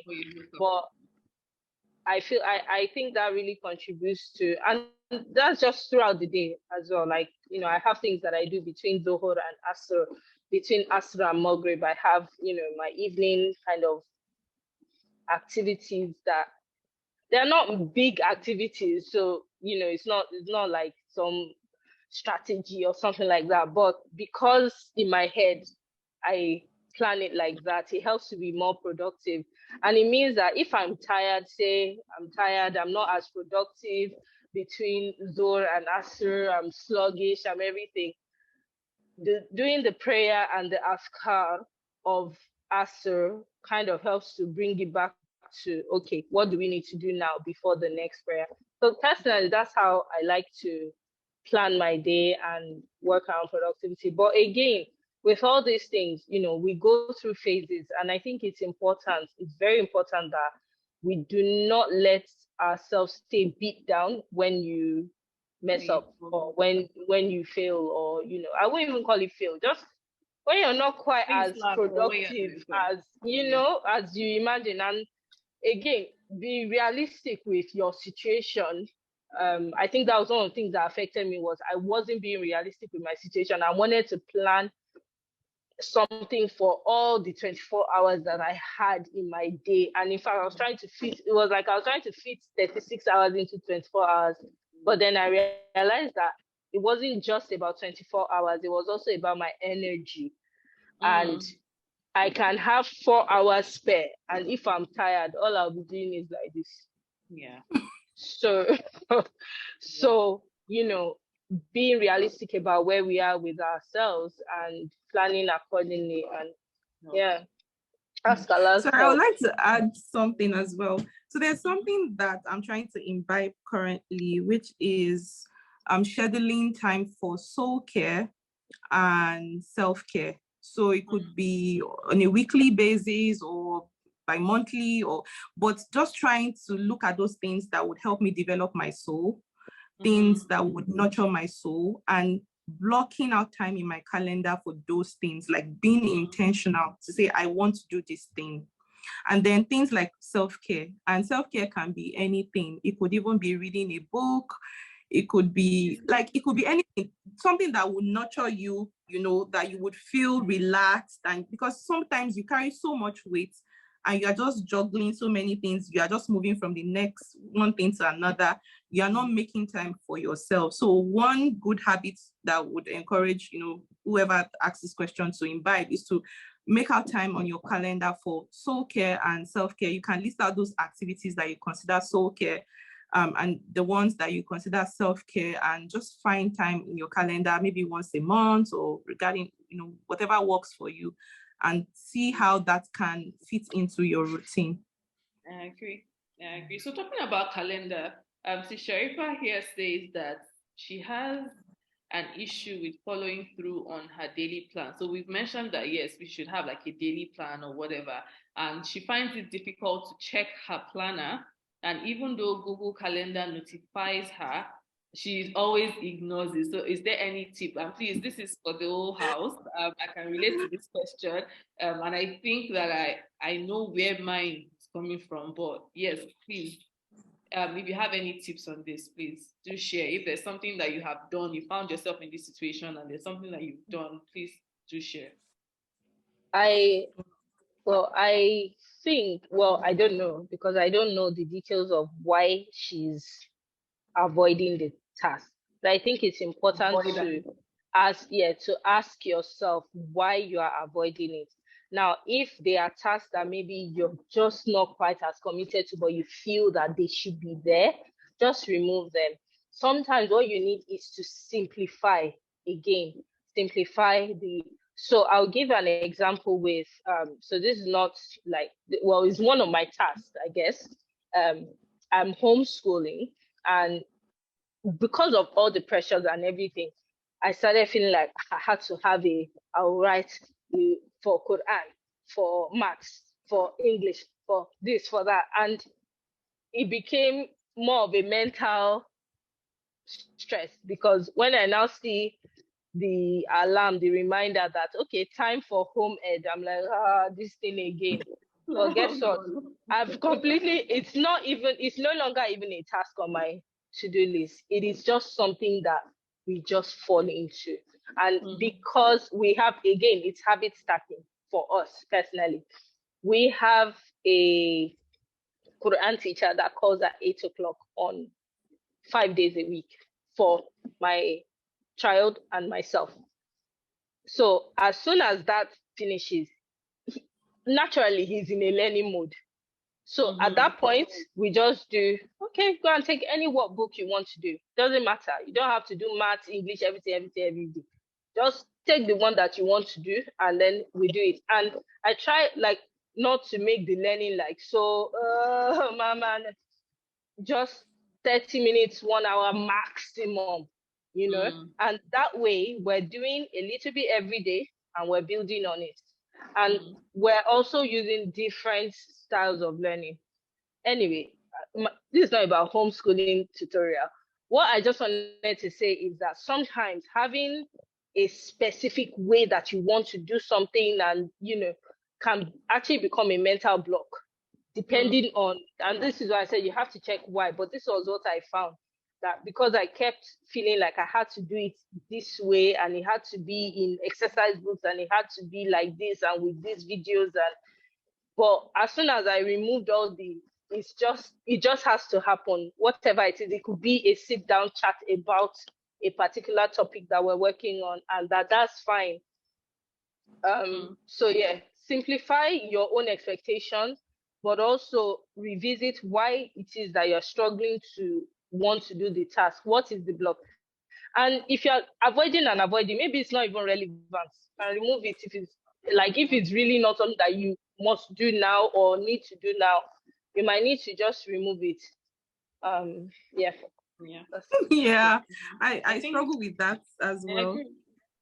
Yeah, but I think that because I don't have all the information, I believe that maybe this person sees this as a very big task, And one thing about habits is you have to have some level of enjoyment when you are doing it. It has to be a bit satisfying, and you have to look forward to that habit. So if you can tie that thing that you're running away from to something that would give you reward, like you know why you are doing it, perhaps it will motivate you to, you know, to pick it up and just leave whatever you're doing and do it. Another thing is, as humans, you know, these things tend to happen. So for me, I repeat it. Like sometimes some actions that are very difficult for me, I will put reminders upon remind, and I'll make it on a daily basis. There's no way, if you keep, you know, ignoring, or you keep pressing snooze or whatever, there's no way you would feel that discomfort in your heart that this thing, I keep ignoring it. And even though it might not come to you at that moment, subsequently you will find a way to just, okay, let me just face it. And like Sister Rema said, you need to start from the barest minimum, like simplify it. It can be something as simple as just moving your pen and, you know, writing one line down, and you know that you've done this thing. But consistently facing that obstacle and saying, okay, this is what I want to do today, even if it is just for 2 minutes, I'm going to do this. And then you go on the next day and the next day and the next day. But ultimately, you have to be able to understand, like you have to be able to tie it to a certain reward, to say, this is why I am doing this, and this is going to be the consequence if I don't get it done. And then making it in your face to make sure that even if you are ignoring it, it comes off over and over again. As James Clear said in the book, play a game where the odds are in your favor. You have to just design it such that you are going to win. Don't remove the frictions that are, whatever it is that's causing friction to you doing that task. You have to remove them and try and make it easier for yourself to do the task. But it also depends on the nature of the task. So since we don't have all the details. Yeah, I think one thing I'll also say is from my own experiences, when I'm struggling to even maybe check my planner to even see what I have to do, or if I'm ignoring my calendar, there is a block somewhere, and it's mostly maybe I'm distracted. So what I would recommend is you practice mindfulness more. And it's as simple as just utilizing the power of pause. So you see your planner and you want to ignore it. It's as simple as being mindful. You pause and actually look at that thing and say, this is what I want to do. Because it actually gets to a point where the thing is reminding you, and you have gotten it by default, you ignore it like totally, like you don't even send it anymore. Right. So sometimes I also find that there are some things that are on my calendar that is reminding me of that it has no relevance in the season that I'm in. So what I do is I sit down. So now every quarter I try to sit down and look at my routine, look at what I want to achieve or the things I want to do during that quarter, and rejig my calendar. So it's not just one calendar I have from the beginning of the year to the end of the year, because there are some things that have shifted. So by default, if you see those things on your calendar, the default is you are going to ignore it. But if you check your calendar from time to time, maybe this is holiday season. Imagine if it's holiday season and you are seeing maybe drop off, or what can I give now? Like there's something that you do during school season with your children, and during holiday you don't rejig your calendar. Of course, when the things start coming up, you would ignore it. And if you're not careful, when it's now time for you to start doing that thing again, because you've ignored it for so long, you know, it now becomes autopilot. So we have to constantly recheck our calendars, our schedules and all that. So it's not one calendar for the whole year. You have to check in. Sometimes, okay, something is happening. Maybe, you know, you have somebody that is sick or something, or you are sick. You have to change things around. So constantly looking at, say, practicing mindfulness helps, because sometimes you just need to break that cycle of just ignoring things or being distracted, then come back to what you are supposed to do. So I think that helps. Time is so fast spent. I mean, it's almost time for my group here. So I'm just going to take 2 more questions. But Sister Rifa, I hope that helps. Mindfulness, avoid distractions as much as possible. Overwhelm when you're overwhelmed, when you're stressed, the first thing that goes out of the calendar is, the things that you don't want to do that are not necessarily on your favorite to-do list. And we all know that most times the things that are beneficial for us, they're not the easiest thing to do. So we have to really work around controlling our, stress levels, our level of overwhelm, the things that we pack on and we think is important. And also our emotions is very key. Emotional management, what do we call that in, is very Mastery. important. A lot of times we allow our emotions rule us, and emotions like the most fleeting thing. Like, we really need to get a hang of our emotions, because sometimes it's just like, oh, I'm not in the mood, or I'm feeling tired, or whatever, and you just start ignoring things that need to be done. So I do hope that helps. Nila. So 2 more questions. I think the phrase you were looking for was emotional regulation. Exactly, emotional regulation. From regulation, you will not get to mastery. So, that's what I mean. So, particularly as women, our emotions, we allow it to rule us. And that's the same thing about placing too much emphasis on feelings, right? And I think this is where sometimes we differ from men a lot. So most times men, I don't want to say, at least the men that I know, they don't really struggle with like habits like this, like the way we struggle. And I don't know, maybe it's in our makeup, maybe the biologics of it or whatever, but maybe they don't place too much emphasis on feelings, emotions like we do. But it's definitely something that we have to, regulate as much as possible. So, okay, so let me see. Okay, so this one struck me.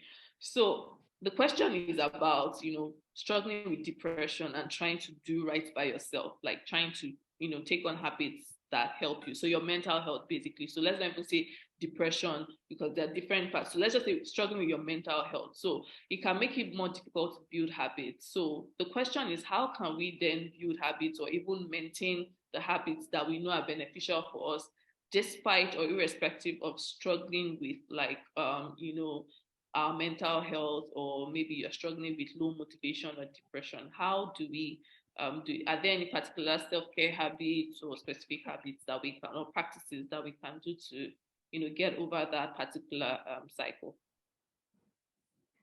I don't want to be a negative person, but you have to work on it. You have to work on your mental health to put in any long-term sustainable habits that are beneficial to you.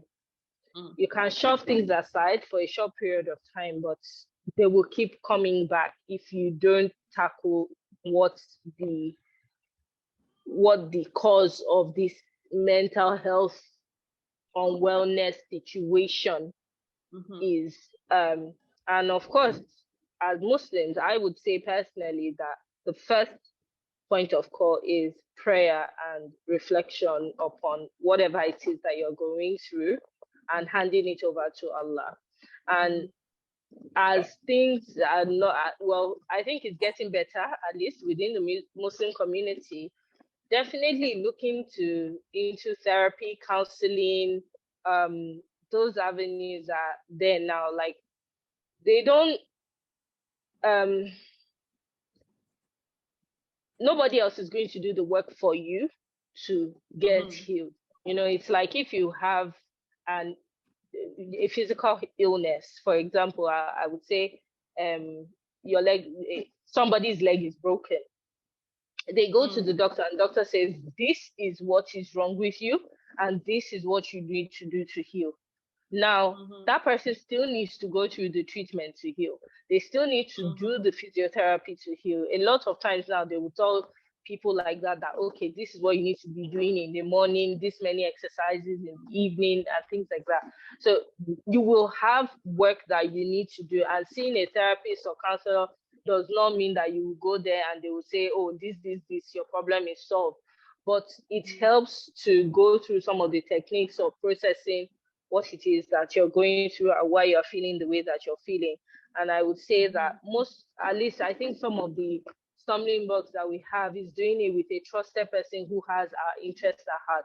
So research that within, your communities and the wider internet and stuff like that. And if you feel that you don't want somebody within your own community, look at outside of the community, because I think this is also an issue where people feel like, if this person is within my network, maybe, not feeling that their issue is entirely safe, because you can approach the person, but when you now sit in the seat and all the thoughts are coming to your head that, she knows Mr. and Mrs. Lagbaja, and so sometimes we don't feel that level of security. So exploring to play, like, anyway, do your homework just as you would if you had any other issue. If you find that this is something that is getting in your way, then you can't just shove it aside. You actually need to work on it.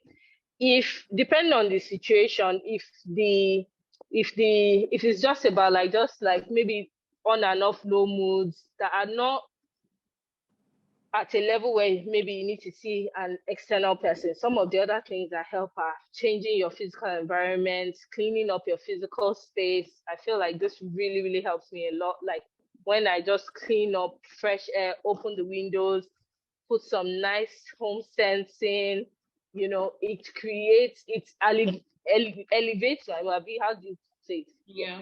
It raises the mood to then be able to do things that we want to do, and then infusing nature into your life, eating natural foods, taking nature walks, activities out in nature. There's a lot of evidence about the benefits of greenery and sunlight and water and all of those things on our health. We might belittle it, but the truth is that being outdoors helps in many ways. And then also bringing nature into your home. So there are different ways to do that, like maybe just putting plants in your home, opening the windows for fresh air, things like that. So that helps. And then finally, I would say be gentle and graceful to yourself, because sometimes you are going through something that you just have to go through, and it is just a test for this time in your life. So people go through all sorts of different traumatic events or just things that put them in very low mood. Say, for example, the death of a loved one, or you at that point you need to actually be kind to yourself and let yourself grieve, let yourself feel the feels and mourn and whatever it is. So depending on your stage, like some people, when you've just had a baby, for example, it's not the time to be expecting yourself to just be showing up, be extend kindness to yourself just as you would to somebody else. Yeah. Thank you for sharing that, sis. Khadija, any yeah, so everything she said and more. So I'm just going to echo what she said. Seek help through therapy. If you can find someone that has Islamic background, so that the solutions they provide to you are more aligned with the kind of person you are. So things like, even some therapists will tell you to say some affirmations and all of that. In Islam, we've come to realize that those affirmations should still be rooted in your awareness of who Allah is and how He can help you overcome such situation. Feed your soul with things that would nourish it and give you comfort. Avoid triggers, make them invisible, or just stay away from things that could easily make you go into a depressed state, and make lots of dua. Yeah, absolutely. Dua. And I think for me also, trying to work your body, try to do something physical. So when we are in like a bad mental state or we are depressed, most times the body takes over. We don't really want to do anything. So trying to just move and do stuff can help like change your body psyche, your psychology, and you just from there take little steps and you try to do better. So Margaret just came in here. So I think we have gone way past that. We're supposed to do 1 hour 30 minutes. This is 2 hours. But regardless, Jazakallah khairan for joining, every single one of you that joined. Thank you for joining. Thank you, sisters. I really had a good time. Allahu Akbar. So thank you so much, sisters, for joining. I hope this session has been most beneficial to everyone. We couldn't touch on all the questions, but what I want to do is even try to do maybe like a summary of this. I'll try. I'm not promising I'll Allah make it easy. Allah make it easy. Jazakallah khairan for inviting us. Yeah. Thank you so much for joining. Jazakallah khairan. You're welcome. Thank you, sis. Thanks, sis Munira. May Allah make it easy for every one of us and make it grant us care and ease in, doing the things that benefit us in this, both in this life and the hereafter. So thank you so much. Please share your feedback with us and let's see how we can grow together. So thank you so much, sisters. Jazakumullah khairan. Have a great evening and enjoy the rest of your weekend. Assalamu alaikum.